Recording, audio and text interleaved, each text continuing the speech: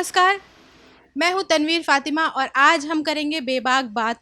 बेबाक बात करने के लिए आज हम आए हैं उत्तर प्रदेश आदर्श व्यापार मंडल के अध्यक्ष संजय गुप्ता जी के पास और ये हैं व्यापारी नेता। और इनसे आज हम बात करने वाले हैं व्यापार से जुड़े मुद्दों पे कि क्या ज़रूरत पड़ी इन्हें अलग एक व्यापार मंडल बनाने की, क्या मुद्दे थे जिनको लेकर इन्होंने इसकी स्थापना की, और कोरोना में क्या हाल है व्यापारियों का, किस तरह से इस आपदा से निपट रहे हैं व्यापारी, किस हाल में है। तो हमारे साथ बात करने के लिए मौजूद हैं संजय गुप्ता जी। बहुत बहुत स्वागत है आपका बेबाक बात पे। धन्यवाद। सबसे पहले आपसे जानना चाहेंगे कि आदर्श व्यापार मंडल के आप अध्यक्ष हैं, प्रदेश अध्यक्ष, क्या ज़रूरत आपको लगी, क्योंकि पहले से ही प्रदेश में कई व्यापार मंडल थे, तो किन मुद्दों को लेकर आपने अलग एक व्यापार मंडल बनाया? देखिए, यूपी आदर्श व्यापार मंडल अब तो बहुत पुराना हो गया है। 2004 में इसकी स्थापना हुई है और इसको बनाने का मुख्य उद्देश्य ये था कि व्यापारियों के सामने अनेक प्रकार की समस्याएं थी और कुछ संगठन उस समय जो काम कर रहे थे वो संगठन कहीं ना कहीं किसी न किसी राजनीतिक संगठन के साथ मिल के काम कर रहे थे, जिसकी वजह से जितनी प्रमुखता से व्यापारियों की समस्याओं को उजागर होना चाहिए तो वो नहीं हो पाती थी। इसलिए इस उद्देश्य के साथ कि व्यापारियों की समस्याओं का समाधान तीव्र गति से हो सके, इसलिए आदर्श व्यापार मंडल का गठन किया गया। जहाँ तक व्यापारियों की समस्याओं की बात है तो वर्तमान में व्यापारियों के सामने बहुत सी समस्याएं हैं, बहुत सी चुनौतियां हैं। व्यापारी कोविड के बाद से बहुत ही ज़्यादा परेशान है, बल्कि हम लोग यूँ कह सकते हैं कि नोटबंदी के बाद से व्यापारियों के व्यापार में एक गति में स्पीड ब्रेकर लगा है और उसके बाद जीएसटी ने बहुत व्यापारियों को परेशान किया और कोविड आते आते तो हम लोगों की हालत बहुत ही ख़राब हो गई। व्यापारियों के सामने अनेक प्रकार की आर्थिक चुनौतियां आ गई हैं और व्यापार तो बहुत मैं इसी मुद्दे पे आने वाली थी कि कोरोना, पिछले 2 साल हो रहे हैं लगभग कोरोना चलते हुए, फैले हुए, और इससे सारे ही वर्ग हम कह सकते हैं प्रभावित है, चाहे वो नौकरी पेशा हो या व्यवसाय हो। तो ख़ास करके व्यापारियों का कितना नुकसान हुआ होगा और क्या आपको लगता है पहली लहर में किस तरह के हालात रहे? देखिए, निश्चित रूप से पूरा विश्व कोविड के दुष्प्रभाव से प्रभावित हुआ है, लेकिन व्यापारियों के सामने दोहरा तिहरा संकट है। एक तो व्यापारियों की आमदनी बंद हुई, दूसरी तरफ उनको अपनी बंद दुकानों का किराया, बंद दुकानों के बिजली के बिल का भुगतान और व्यापार ना होने पर भी कर्मचारियों की तनख्वाह का भुगतान, ये तमाम समस्याएं, और बैंकों के ब्याज का भुगतान, ये समस्याएं लगातार, मतलब एक तरफ तो आमदनी बंद थी, दूसरी तरफ खर्चे वैसे ही कि वैसे चालू थे। इसकी वजह से व्यापारियों को बहुत समस्या आई। पिछली बार जब पहला लहर आई थी उस समय तो सभी के पास अपनी कुछ ना कुछ सेविंग्स थी। तो आपने देखा भी होगा कि पिछली लहर में जब सबसे पहले शुरुआत इसकी हुई थी तो व्यापारी समाज ने और अन्य सामाजिक संगठनों ने सबकी मदद की थी और पूरी ताकत के साथ में उसका सामना किया था। लेकिन दूसरी लहर आते आते स्थिति ये हुई कि लोगों के पास अपनी पूंजी खत्म हो गई, व्यापारियों के पास भी अपनी पूंजी खत्म हो गई। ऐसी स्थिति में समस्याओं का बहुत विकराल रूप हम लोग के सामने आ गया और अब कुछ स्थिति सामान्य हुई है, लेकिन अभी भी अपने गति पे व्यापार नहीं आ पाया है। सैटरडे संडे 2 दिन की अभी हम लोग वीकली लॉकडाउन को भी बर्दाश्त कर रहे हैं, तो निश्चित रूप से कहीं ना कहीं व्यापारियों को आर्थिक रूप से बहुत चुनौतियाँ आ गई हैं। जी, बहुत ज़्यादा असर पड़ा है, नुकसान हुआ है दूसरी लहर में, लेकिन व्यापारियों ने ये देखा गया कि खुद से आगे बढ़ कर के दुकानें बंद करने का ऑप्शन भी चूज़ किया। तो क्या आपको लगता है कि ये पहल अच्छी थी व्यापारियों की तरफ से? इससे इससे कितना फ़र्क पड़ा है? ये पहल राजधानी लखनऊ में यूपी आदर्श व्यापार मंडल ने ही की थी। हम लोगों ने जिला प्रशासन से, उत्तर प्रदेश सरकार से ये मांग की थी, जैसे ही हम लोगों को ये महसूस हुआ कि कोविड के केसेस बढ़ने लगे हैं, तो हम लोगों ने ये देखा कि यदि इसको रोका नहीं गया और लॉकडाउन उस समय नहीं किया गया तो इसकी ज़्यादा दुष्प्रभाव देखने को मिलेंगे। तो आदर्श व्यापार मंडल ने और राजधानी के व्यापारियों ने अपने पहल करते हुए हम लोगों ने स्वतः अनुशासित लॉकडाउन लगाया और उसके अच्छे परिणाम देखने को मिले कि जितनी भयावहता उसकी हो सकती थी उससे कुछ कम हुई। इससे एक उसका सकारात्मक संदेश भी गया और जागरूकता भी दिखाई दी कि व्यापारियों में स्वास्थ्य के प्रति जागरूकता है। लेकिन अभी बहुत काम करने बाकी हैं। इस समय सरकार को व्यापारियों की मदद करनी चाहिए, क्योंकि व्यापारियों के सामने आर्थिक चुनौतियां हैं, आर्थिक संकट है और व्यापारियों की अभी तक की सरकार ने सुध नहीं ली है। व्यापारियों की चिंता सरकार को करनी चाहिए, उनके बिजली के बिलों के भुगतान को लेकर के, जिसमें फिक्स चार्ज, मिनिमम चार्ज, ये सब चीज़ें शामिल हैं, उस पर कहीं ना कहीं कुछ रियायत देनी चाहिए। जिस प्रकार से यूपी गवर्नमेंट ने अनेक क्षेत्रों के लोगों को जिनके कोविड में जिनकी मृत्यु हुई है उनके परिजनों को 10 लाख रुपए और 50 लाख रुपए का मुआवजा या सहयोग राशि दी है।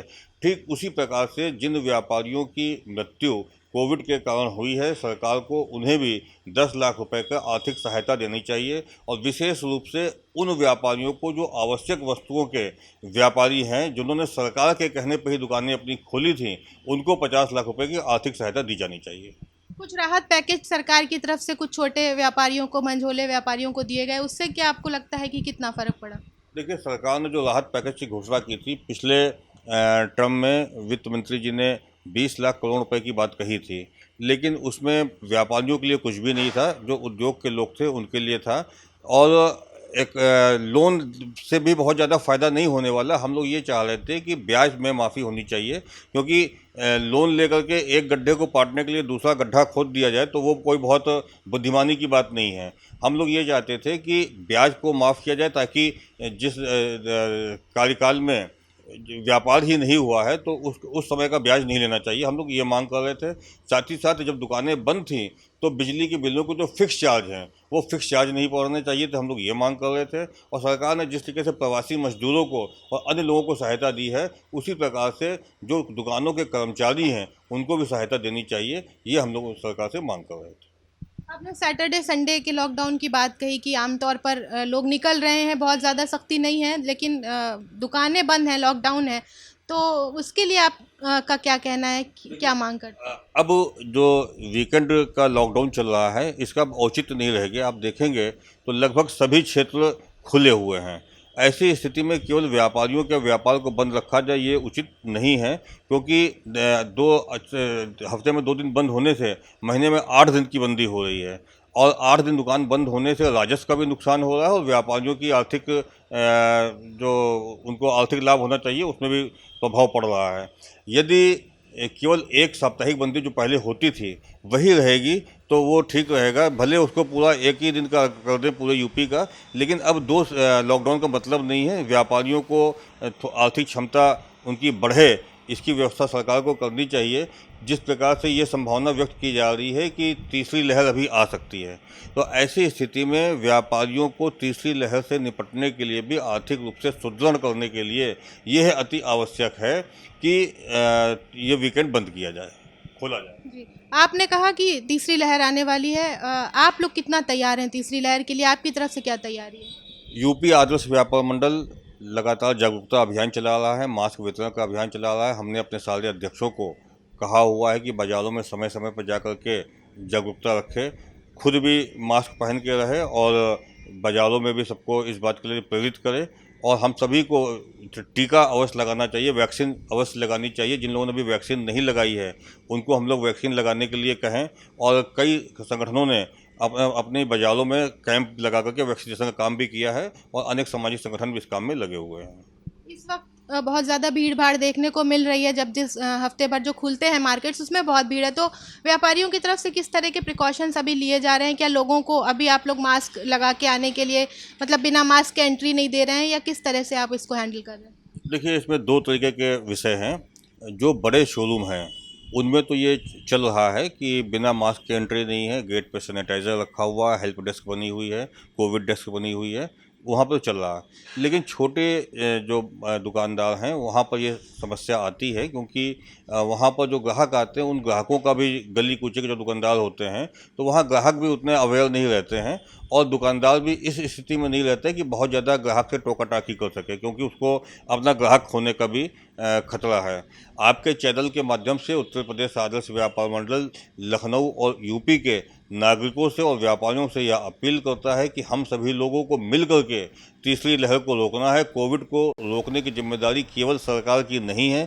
यदि हम लोग जागरूक नहीं रहेंगे, हम लोग कोविड प्रोटोकॉल का पालन नहीं करेंगे तो हम अपना ही नुकसान करेंगे। हमें अपने स्वास्थ्य की चिंता करनी चाहिए और दूसरे के स्वास्थ्य की चिंता करनी चाहिए, अपने परिवार की चिंता करनी चाहिए। तो हमें कोविड प्रोटोकॉल का पालन करना पड़ेगा, तभी हम लोग तीसरी लहर को आने से रोक सकेंगे। यूपी आदर्श व्यापार मंडल इस दिशा में काम कर रहा है, लेकिन केवल एक संगठन या एक व्यक्ति से नहीं होगा, ये सबको सामूहिक रूप से इस काम को करना पड़ेगा। जी, ये बहुत ही जिम्मेदारी भरी बात कही संजय गुप्ता जी ने, जो कि यूपी आदर्श व्यापार मंडल के प्रदेश अध्यक्ष हैं, जिनका कहना है कि व्यापारियों को भी पूरी जागरूकता के साथ तीसरी लहर को रोकने में मदद करनी चाहिए, लेकिन इसके अलावा जो मजबूरियां हैं इस वक्त व्यापारियों की, जो ज़रूरतें हैं, उसको लेकर भी उन्होंने हमसे की है बेबाक बात। तो आज के बेबाक बात में बस इतना ही। अगली बार फिर मुलाकात होगी किसी और ख़ास शख्स के साथ। नमस्कार।